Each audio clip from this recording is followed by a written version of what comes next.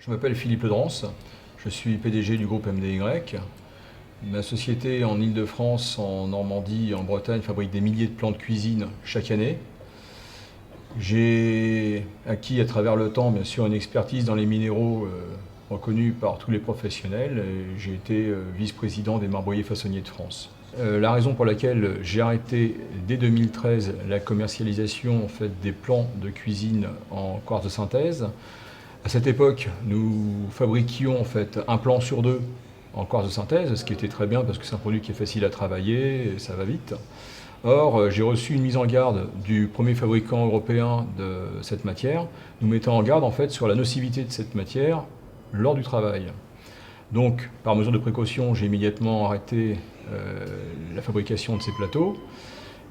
J'en ai également informé à travers le syndicat lors d'une réunion le bien fondé de ma décision et de dire que apparemment c'est un problème dû à la silice, m'a-t-on dit, mais la silice ne représente que 85% de cette matière et j'ai cherché à comprendre les produits qu'il y avait dans les 15% qui restaient. Nous savons qu'il y a des liants hydrauliques, nous savons qu'il y a des colorants chimiques, pas tous très sains, et de manière à savoir si ce produit était nocif que lors du façonnage et pas à l'utilisation par les consommateurs.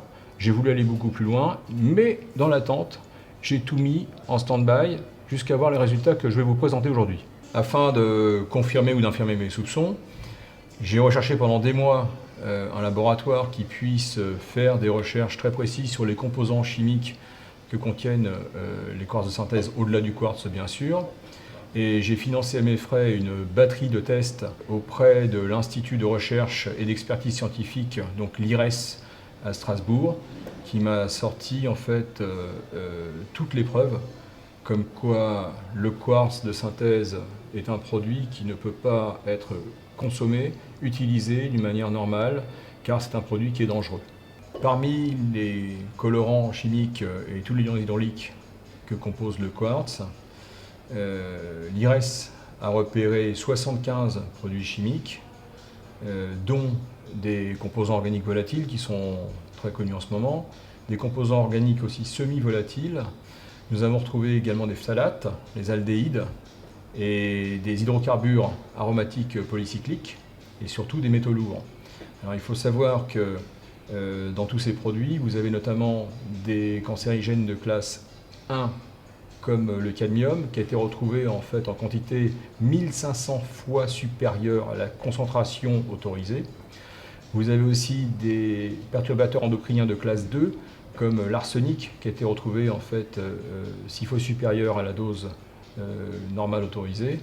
Et nous avons trouvé aussi pas mal de métaux lourds, comme le plomb, le nickel, le cuivre et bien d'autres. Si l'on sait que parmi ces composants chimiques, certains sont volatiles à partir de 75 degrés Celsius, ce qui n'est pas grand-chose quand vous utilisez une cuisine, parce qu'à thermostat 3, on est déjà à 90 degrés. Donc si vous posez une casserole sur un plan de cuisine, ça veut dire que vous avez déjà des vaporisations de produits chimiques qui se font. La preuve, c'est que les plans de cuisine en quartz de synthèse ne supportent pas la chaleur, parce que justement vous avez une émanation chimique des colorants qui se fait à partir de thermostat 6. Si l'on sait aussi que des composants chimiques se diluent au contact avec l'acide, ce qui veut dire que quand vous mettez du lait, de la tomate, la plupart des fruits ou tout autre produit acide comme le citron, le vinaigre, etc. sur le plan de cuisine, des composants se dissolvent et partent dans l'alimentation. Et si l'on sait en plus, si vous voulez, que parmi tous ces composants, il y en a qui font effet cocktail, c'est-à-dire que ce n'est pas un composant chimique nocif sur vous plus un, ils se multiplient.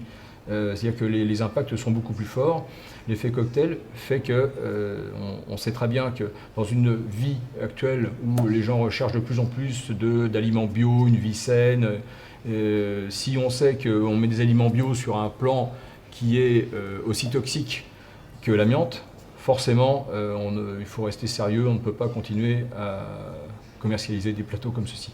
Donc cette découverte scientifiquement indiscutable doit être largement diffusée, dans la mesure où beaucoup de matériaux naturels sains peuvent être utilisés à la place du quartz en cuisine, et je pense notamment au granit naturel, qui est imputrescible de surcroît. Et si vous souhaitez en fait avoir tous les éléments, les analyses qui ont été réalisées, il y a une quarantaine de pages d'analyse à votre disposition sur le site mdy-france.com et notamment sur le blog dédié aux dangers sur les quartz dans le site MDY.